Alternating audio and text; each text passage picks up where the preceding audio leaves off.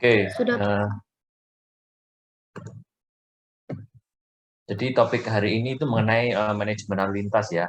Kenapa ada manajemen lalu lintas? Berarti di situ ada sesuatu permasalahan terhadap lalu lintas kendaraan, lalu lintas pergerakan lalu lintas kendaraan, sehingga di situ ada manajemen lalu lintas. Jadi eh, manajemen lalu lintas itu sendiri bertujuan untuk memperbaiki kinerja atau tingkat pelayanan dari pergerakan lalu lintas kendaraan yang ada pada suatu, apakah itu suatu ruas jalan ataupun suatu persimpangan. Untuk dasar hukum dari manajemen lalu lintas itu sudah ada atau sudah dituangkan di Undang-Undang Lalu Lintas Angkutan Jalan nomor 22 tahun 2009 atau di Peraturan Menteri Perhubungan nomor 96 tahun 2015. Di Undang-Undang Lalu Lintas Angkutan Jalan pasal 1, di situ disebutkan bahwa manajemen dan rekayasa lalu lintas adalah serangkaian usaha dan kegiatan yang meliputi perencanaan, pengadaan, pemasangan, pengaturan, dan pemeliharaan fasilitas perlengkapan jalan dalam rangka mewujudkan, mendukung, dan memelihara keamanan, keselamatan, ketertiban, dan kelancaran lalu lintas. Jadi ini adalah inti dari kegiatan manajemen dan rekayasa lalu lintas. Jadi kalau yang paling mudahnya, ya di sini kan ada dua kata ini ya, ada dua kata kunci, ya. Jadi ada manajemen, ada rekayasa, ya. Jadi kalau kita menemukan suatu permasalahan pada suatu pergerakan lalu lintas kendaraan, maka yang harus dilakukan dua hal ini, manajemen dan rekayasa. Manajemen ini lebih pada pengaturan ya, pada pengaturan, usaha-usaha pengaturan. Nah, untuk rekayasa ini adalah kegiatan yang meliputi perencanaan, pengadaan, dan pemasangan ya. Jadi di situ kita menambah atau mengadakan kegiatan misalkan pelebaran jalan ya. Pelebaran jalan itu kan suatu kegiatan ya, melakukan suatu kegiatan yang menambah aktivitas ya. Semacam ada proyek baru ya, kegiatan kerjaan baru yakni melebarkan jalan. Selain melebarkan jalan misalkan adalah memasang rambu ya. Kalau memasang rambu kan berarti kita harus melakukan pengadaan dari rambu itu sendiri sebelum dipasang di suatu ruas jalan atau di persimpangan. Nah, ini yang dimaksud dari manajemen. Jadi manajemen dan rekayasa sebenarnya adalah satu kesatuan ya, manajemen dan rekayasa lalu lintas. Terus di pasal 93 di Undang-Undang Lalu Lintas Angkutan dan Jalan, di sini disebutkan bahwa manajemen dan rekayasa lalu lintas sebagaimana dimaksud pada ayat 1 dilakukan dengan adalah A sampai H ya, penetapan prioritas angkutan massal melalui penyediaan lajur atau jalur khusus atau jalan khusus ya. Jadi kalau yang di sini difokuskan ke angkutan massal ya. Jadi angkutan massal itu diberi prioritas ya. Tujuan dari prioritas ini adalah agar waktu tempuh angkutan massal itu lebih bagus, lebih pendek dibandingkan angkutan pribadi. Dengan angkutan waktu tempuh yang lebih pendek itu diharapkan pengguna kendaraan pribadi itu akan berpindah ke angkutan massal tersebut. Nah, jadi situ angkutan massalnya dikasih prioritas. Nah, prioritas tersebut itu ada dua ya di sini ya. Penyediaan lajur atau jalur atau jalan khusus ya. Jadi yang paling sederhana yakni lajur khusus ya. Istilahnya adalah busline.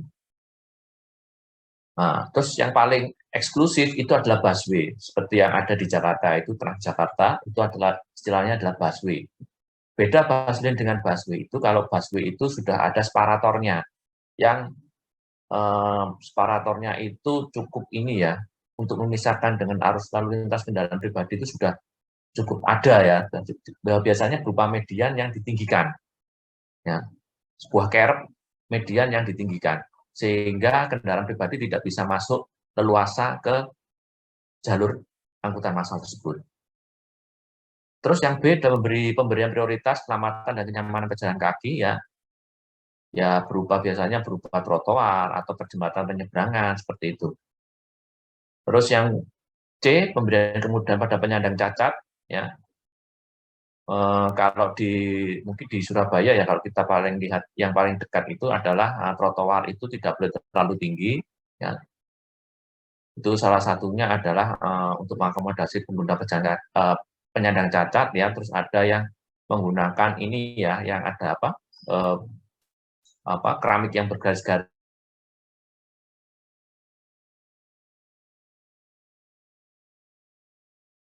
itu untuk yang orang buta. Terus di trotoar itu yang ada ini ya, yang dikasih semacam penghalang.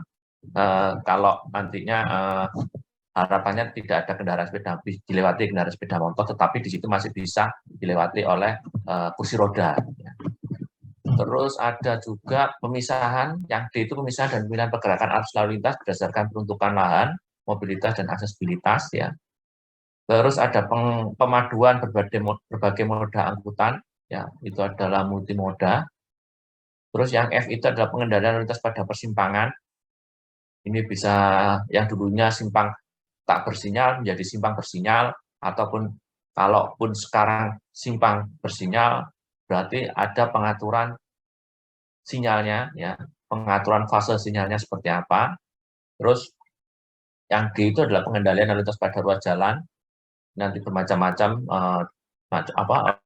kegiatannya. Terus yang terakhir adalah perlindungan terhadap lingkungan. Manajemen dan rekayasa lalu lintas meliputi kegiatan, jadi ada perencanaan, ada pengaturan, ada perekayasaan, ada pemberdayaan, dan pengawasan. Terus yang pasal 94 di UU LAJ,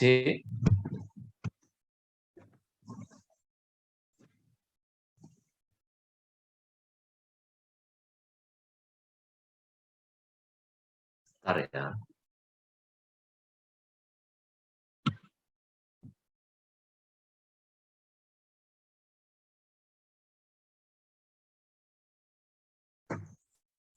Di pasal 94, di situ mengenai kegiatan perencanaan, apa saja yang melingkupi kegiatan perencanaan itu adalah pertama, identifikasi masalah lalu lintas, yang kedua adalah inventarisasi, analisis, dan situasi arus lalu lintas, yang ketiga adalah inventarisasi dan analisis kebutuhan angkutan orang dan barang, yang keempat adalah inventarisasi dan analisis ketersediaan atau daya tampung jalan, ya. Yang kelima, inventarisasi dan analisis ketersediaan atau daya tampung kendaraan. Yang keenam adalah inventarisasi dan analisis angka pelanggaran dan kecelakaan lalu lintas. Yang ketujuh, inventarisasi dan analisis dampak lalu lintas. Yang kedelapan, penetapan tingkat pelayanan. Dan terakhir adalah penetapan rencana kebijakan pengaturan penggunaan jaringan jalan dan gerakan lalu lintas. Jadi di sini kegiatan perencanaan ya dimulai dari identifikasi terhadap kondisi existing, ya. Kondisi existing itu adalah apa sih masalahnya, masalah lalu lintas apa yang terjadi pada suatu daerah itu. Nah, dari situ kita mulai istilahnya mencoba menggali informasi data ya terkait dengan volume kendaraan, terus kapasitas jalan, terus kondisi angkutan umumnya seperti apa. Nah, itu adalah awal dari kegiatan perencanaan. Nah, setelah itu ada analisis dampak lalu lintasnya, terus penetapan tingkat pelayanan. Setelah itu baru kita mau melangkah ke rencana kebijakan, pengaturan, penggunaan jaringan jalan, dan gerakan lalu lintas. Terus yang poin kedua itu adalah kegiatan pengaturan, ya. Jadi ada perencanaan pengaturan, ya. Pengaturan di sini lingkupnya meliputi penetapan kebijakan penggunaan jaringan jalan dan gerakan lalu lintas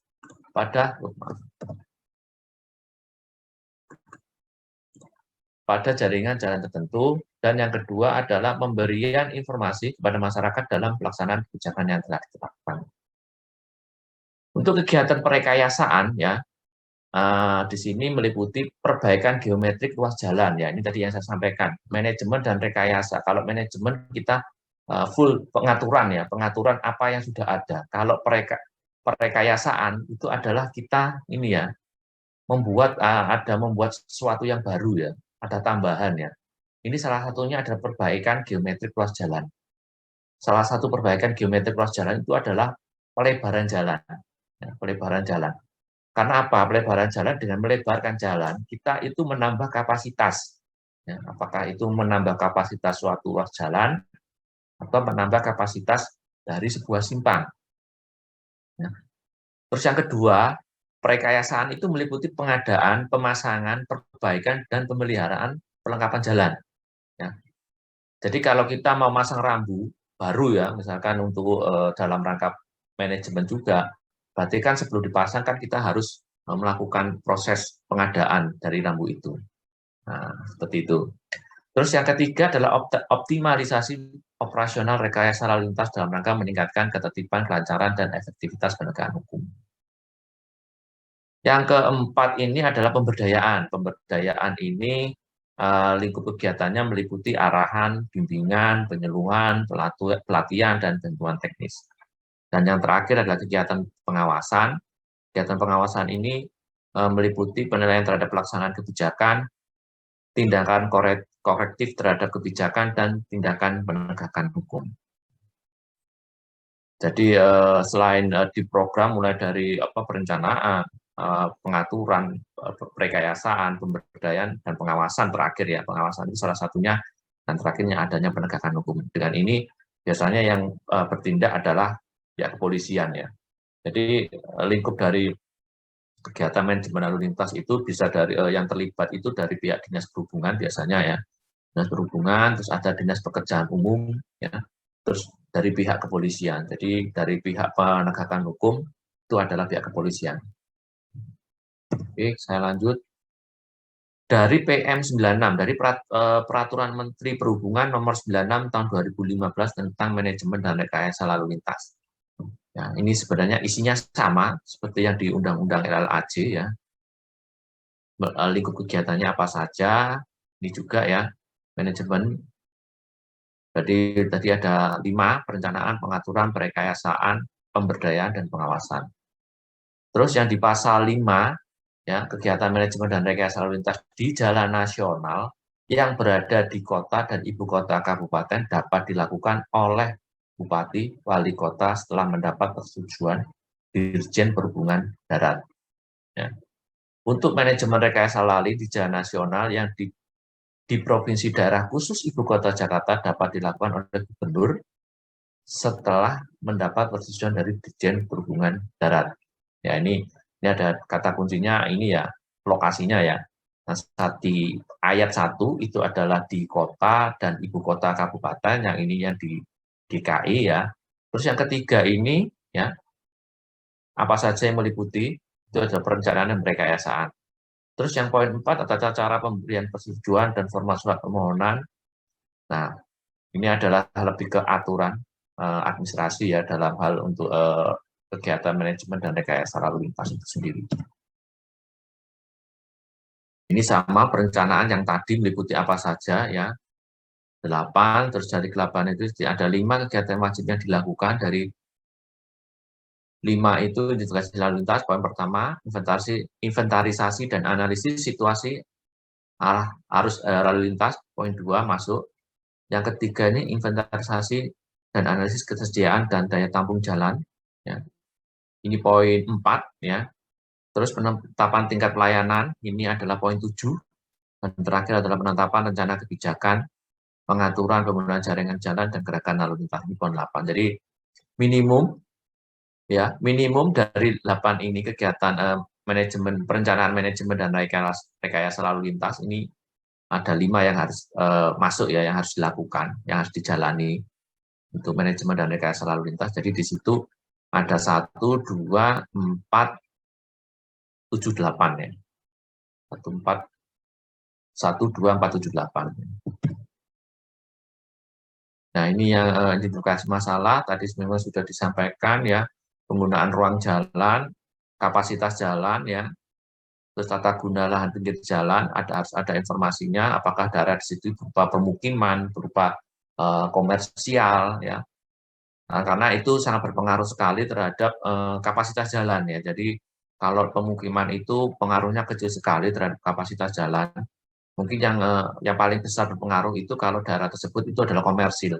Ya, karena kalau daerah tersebut komersil itu biasanya membangkitkan perjalanan yang sangat besar, dan akses keluar masuk dari area tersebut juga akan mengganggu pergerakan arus lalu lintas kendaraan pada ruas jalan tersebut. Terus di situ juga identifikasi masalah meliputi perlengkapan jalan yang berkaitan langsung dengan pengguna jalan, yakni rambu-rambu. Kalau di situ ada rambu, terus ada misalkan di situ ada persimpangan yang tak bersinyal, itu harus ada inventarisasinya, ya. Ada enggak itu traffic light-nya di simpang tersebut. Ya. Terus ada pengaturan lalu lintas. Pengaturan lalu lintas yang di sini yang dimaksud adalah apakah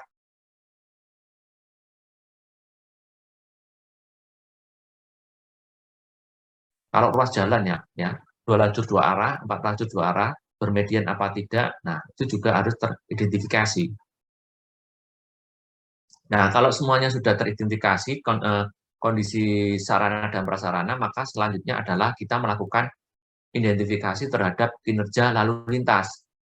Nah, kalau kita sudah sarana dan prasarana, identifikasi kinerja lalu lintas berarti kita membutuhkan informasi dari volume lalu lintas yang bisa didapatkan dari survei traffic counting. Ya. Nah, dari survei traffic counting dan informasi dari sarana prasarana kita bisa tahu kinerja lalu lintas pada ruas jalan tersebut atau pada suatu simpang.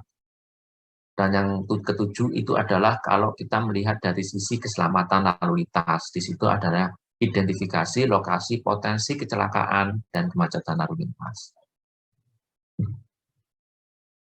Oke, di sini ada inventarisasi dan analisis situasi meliputi ya volume lalu lintas, ya komposisi lalu lintas. Komposisi lalu lintas di sini adalah komposisi dari kendaraan ya yang lewat ya. Sepeda motor berapa, light vehicle berapa atau passenger car-nya berapa, kendaraan beratnya berapa kalau di perkotaan. Tapi kalau antar kota nanti berbeda lagi komposisi dari lalu lintasnya. Jadi kalau yang komposisi lalu lintas di antar kota itu ada 5 ya. Mungkin Anda kan sudah belajar ya di MKJI ya. Ada 5, ada sepeda motor, kendaraan ringan, terus kendaraan ringan menengah, kendaraan bis besar, sama truk besar. Ya, seperti itu. Variasi lalu lintas ya, variasi lalu lintas itu terkait dengan fluktuasi ya, fluktuasi dari arus lalu lintas tiap jamnya seperti apa. Ya. Yang jalan perkotaan dengan jalan antar kota pasti akan berbeda variasi lalu lintasnya. Yang keempat adalah distribusi arah. Jadi kalau jalan tersebut 2 arah, masing-masing arah proporsinya berapa persen? 40, 60, atau 50, 50 ya. Terus pengaturan arus lalu lintas, tadi sudah disinggung, apakah dia jalan 1 arah, 2 arah, terus kalau simpang ketemu simpang, apakah simpang bersinyal atau tidak bersinyal ya. Poin 6 itu adalah kecepatan dan tundaan lalu lintas ya. Kalau kecepatan ini biasanya ada di ruas jalan, kalau tundaan ini biasanya ada di persimpangan. Ya. Terus ada kinerja perlengkapan jalan. Berarti ini adalah kondisi dari perlengkapan jalan, kondisinya masih baik atau kurang bagus. Nanti menjadi usulan rekomendasi ada perbaikan atau penggantian dari perlengkapan jalan. Terus yang ke-8 adalah perkiraan volume lalu lintas yang akan datang. Jadi dalam manajemen dan rekayasa lalu lintas kita juga harus mempertimbangkan pertumbuhan lalu lintas di masa mendatang. Ya, jadi kita meninjaunya tidak hanya saat ini saja. Kita nantinya juga meninjau volume lalu lintas di masa mendatang. Di dalam dalam peraturan Menteri Nomor 96 tahun 2015 tadi mengenai manajemen dan rekayasa lalu lintas, biasanya minimum paling tidak kita meninjau lagi kondisi lalu lintas di suatu lokasi itu dalam 5 tahun ya. Dalam 5 tahun harus kita lihat lagi bagaimana kondisinya ya. Paling tidak kondisinya tidak lebih jelek dari yang sekarang ya.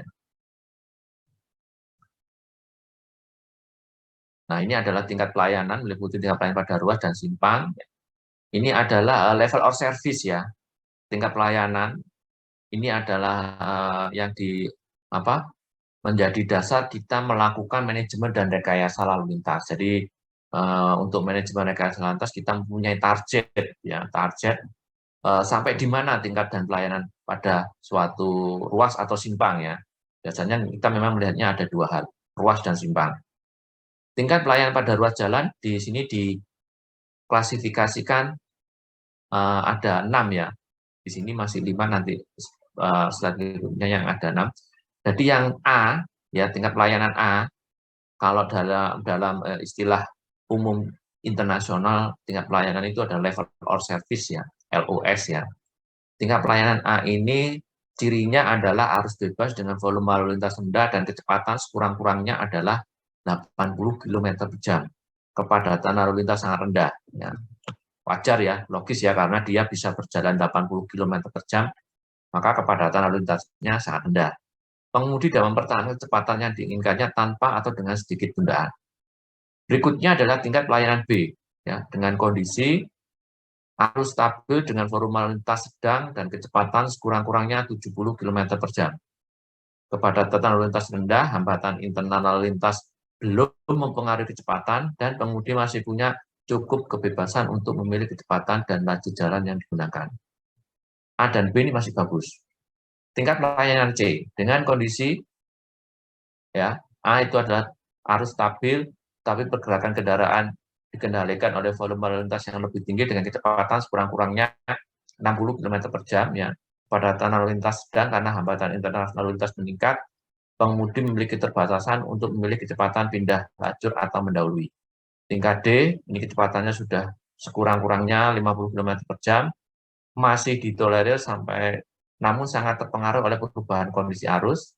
Kepadatan lalu lintasnya sedang, namun fluktuasi volume lalu lintas dan hambatan temporer dapat menyebabkan penurunan kecepatan yang besar. Pengemudi memiliki kebebasan yang sangat terbatas dalam menjalankan kendaraan.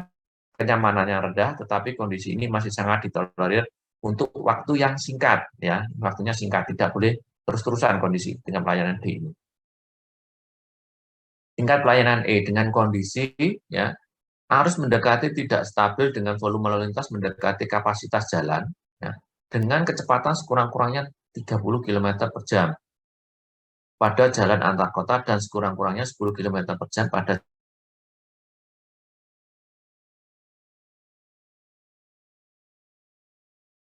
jalan perkotaan. Mulai merasakan kemacetan-kemacetan dengan durasi yang pendek. Tingkat pelayanan F dengan kondisi 1.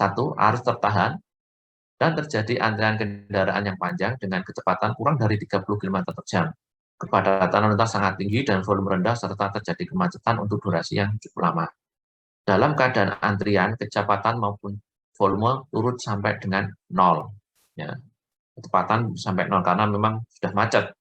Ya, di sini untuk tingkat pelayanan macetnya cukup lama ya. Terus yang ini kalau disimpang ya, tingkat pelayanan pada persimpangan di sini A, B, C, D, E, F sama seperti di ruas jalan ya. Kalau A itu adalah tundaannya kurang dari 5 detik, ya. Kalau B itu 5 sampai 15 detik tundaannya. Setiap kendaraan ya ini ya, setiap kendaraan itu mengalami tundaan 5 sampai 15 detik ya.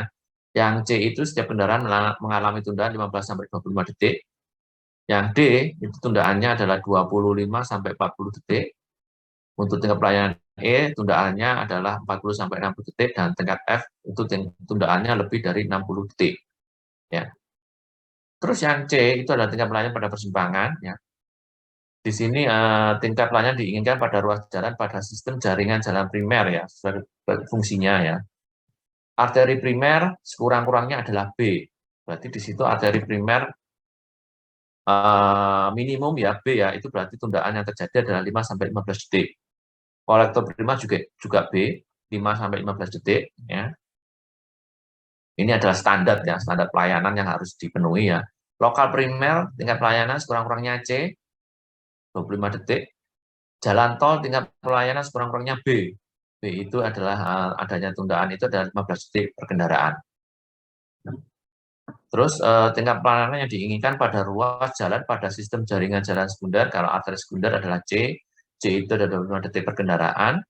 Terus kolektor sekunder itu tingkat pelayanannya sekurang-kurangnya adalah ini ya C 25 detik, jalan lokal sekunder itu adalah D dengan 40 detik per kendaraan, dan yang terakhir itu jalan lingkungan dengan tingkat pelayanan sekurang-kurangnya itu adalah D, yakni 40 detik per kendaraan.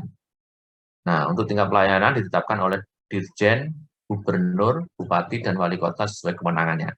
Sesuai kewenangan jalannya ya. Kalau jalan arteri primer ini biasanya pemenang dari pemerintah pusat yang menetapkan biasanya adalah Direktur Jenderal ini ya.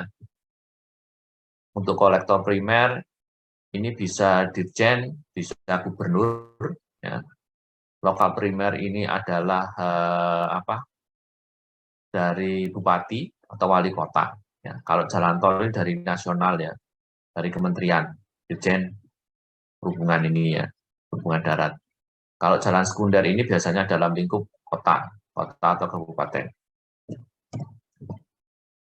Nah, ini adalah salah satu contoh untuk manajemen lalu lintas ya. Jadi di sini kalau kita bertemu ada simpang bersinyal ya, signalized intersection, 4 lengan ya.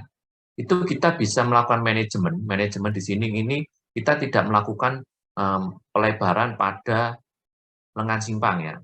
Jadi lengan simpang itu kondisi geometrik jalannya tetap, lebar jalannya tetap.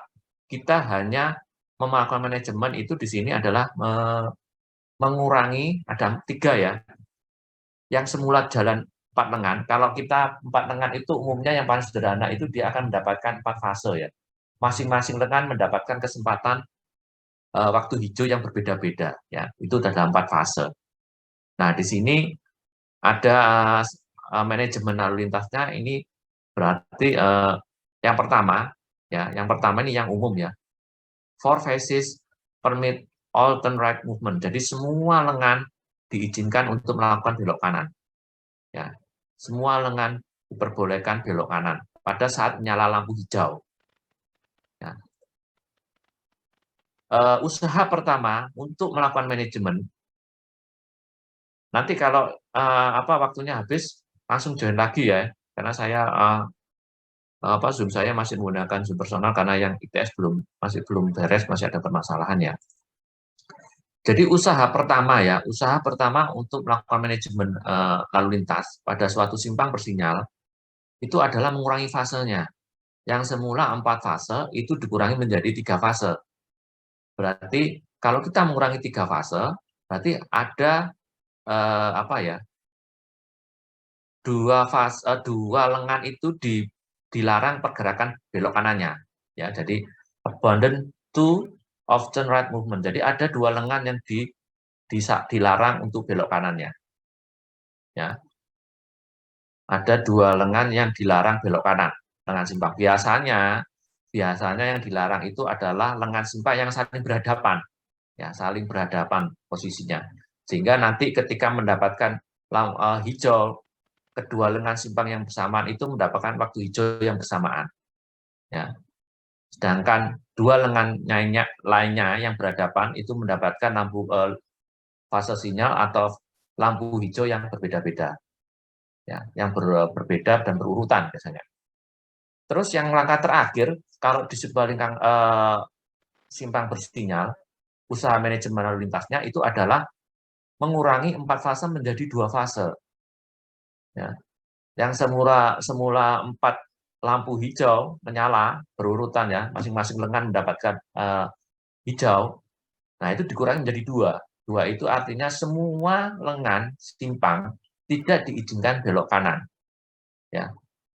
Tidak diizinkan belok kanan. Berarti yang mau belok kanan itu ada 2 kemungkinan, dia harus lurus atau dia belok kiri. Nah, nanti kalau kondisi seperti itu, berarti kita harus memberi akomodasi sebuah putar balik. Ya, mengakomodasi yang pelarangan belok kanan itu adalah menyediakan putar balik. Ya, putar balik nanti bisa disediakan itu untuk lengan yang di sebelah kirinya atau lengan simpang yang ada di depannya. Nanti ada gambarannya seperti apa. Ya, ini ya. Ini contohnya 4 fase ya. 4 fase di sini semua lengan mendapatkan lampu hijau yang bergiliran ya, bergiliran. Semua mendapatkan pergerakan yang bergiliran, tidak ada yang sama. Pergerakannya tidak ada yang bersamaan, jadi bergiliran satu-satu. 3 fase. Ya. 3 fase di sini yang dilarang 2 itu yang sini dengan yang sini. Ini tidak boleh belok kanan. Ini juga tidak boleh belok kanan. Yang ini masih dibolehkan belok kanan, ini juga masih dibolehkan belok kanan. Sehingga nanti yang di sini yang belok kanan lurus. atau silakan mau belok kiri. Ya, tidak boleh ada yang belok kanan. 3 fase ya. Terus berikutnya yang 3 fase ya. Nah, 3 fase di sini ada istilah yang split phase ya. Jadi ada istilah late start, jadi dia jalannya terakhir ya. Jadi atau satunya lagi jalannya duluan. Kalau jalannya duluan, jadi ini ya, ini masih belum jalan, dia sudah jalan duluan belok kanannya. Jadi ini nggak bisa jalan, ya. Ini nggak bisa jalan karena apa? Ini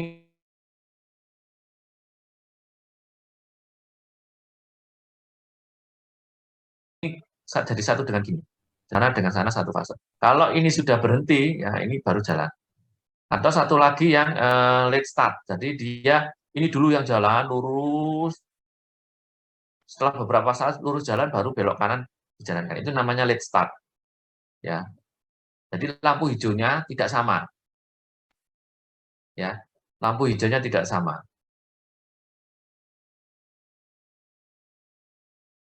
Seperti itu. Early cut. Jadi di sini gini ya. Early cut itu mungkin kalau Anda lihat di ini ya, simpang mana itu yang menur itu ya, menur itu kan pertama hijau yang dari timur itu adalah sana semua ya, jalan bersamaan ya, jalan bersamaan. Tetapi di sini ini masih jalan, tapi ini sudah di stop.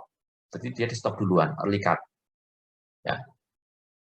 Kalau yang ini late start, late startnya ini kan jalan duluan yang lurus, hijau duluan, habis itu dia baru mendapat hijau setelah sekian, yang lurus jalan sekian detik ya, baru dia dapat hijau. Seperti itu. Sama seperti kasusnya yang jalan Kertajaya itu ya, Kertajaya ke Dharma Wangsa itu juga sama. Jadi di situ ada late start dan early cut. Ya, jadi dia mulainya terlambat, ya tidak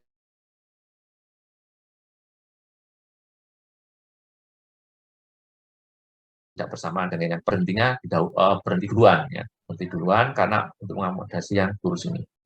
Oke.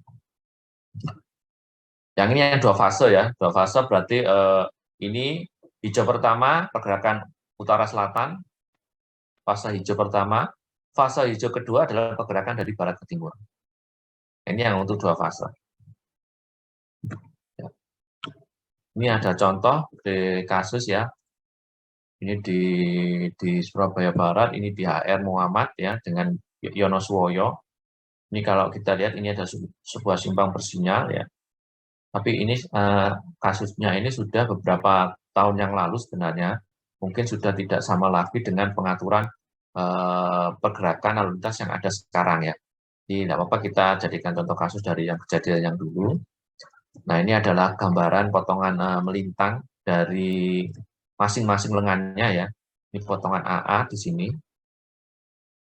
Ya, jadi kita melihat ke sana. Ini potongan BB di sini, kita melihatnya ke sana. Potongan CC, ya, kita melihatnya ke sana. Dan ini adalah potongan DD, kita melihatnya ke sana.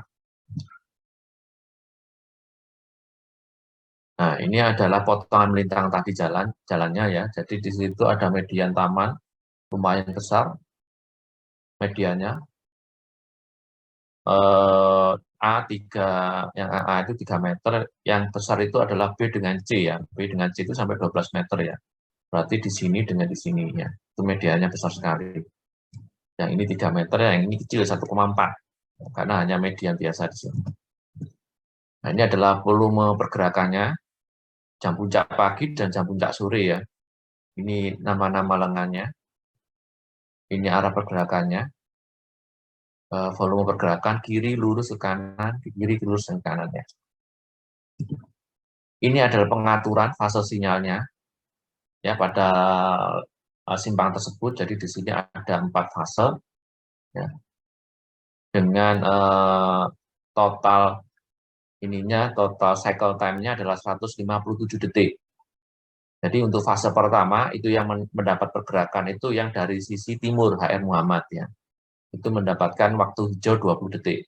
Green time-nya 20 detik, intergreen-nya 2 detik, sehingga cycle time-nya itu 157.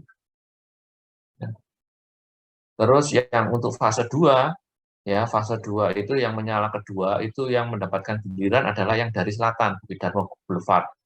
Itu green time-nya itu adalah 66 detik. Terus fase berikutnya adalah yang dari arah barat. Arah barat ini yang dari simpang Darmo Permai Utara 4. Ya, waktu hijau dia mendapatkan 27 detik. Ya. Terus yang terakhir yang dari utara, dari Raya Darmo Permai 1, green time-nya adalah 36 detik. Nah, untuk yang cycle time ini adalah totalnya ya 20 tambah 66 tambah 27 tambah 36 tambah intergreen-nya. Itu nanti kalau di total adalah 157 detik. Ini adalah waktu cycle time. Jadi dari sini hijau sampai kembali ke sini hijau lagi itu adalah 157 detik. Oke, kita lanjut. Nah, ini adalah kinerjanya. Ya, kita melihat ini kinerjanya pada pagi, ada DS-nya yang sudah 0,97. Delay yang tadi sebagai dasar ini ya, tingkat pelayanannya. Di sini delay-nya luar biasa tinggi. Ya.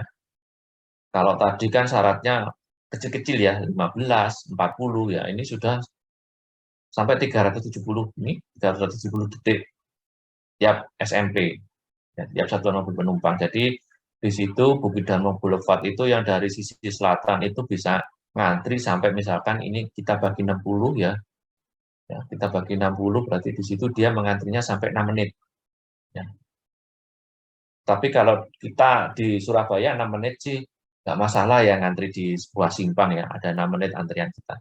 Panjang antrian 300 meter, ini masih